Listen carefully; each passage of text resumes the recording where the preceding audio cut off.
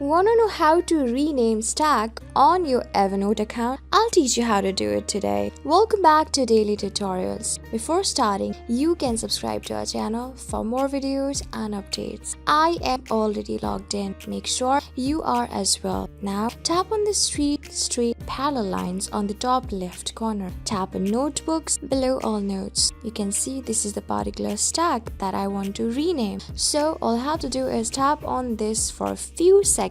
Leave an option of rename stack above add to sort goods. Tap on rename stack. Keep the very new name for this particular stack. So I am going to keep it. And then you can add some emojis as well. Tap on OK on the bottom right. Just by doing it, you can see that Keystones Pipeline, the name of this stack, has been changed to 6filler. So this is how you do it. I hope this video was really helpful for you and I was able to help you. I am going to see you on the next video. Till then, keep calm, stay safe, and goodbye.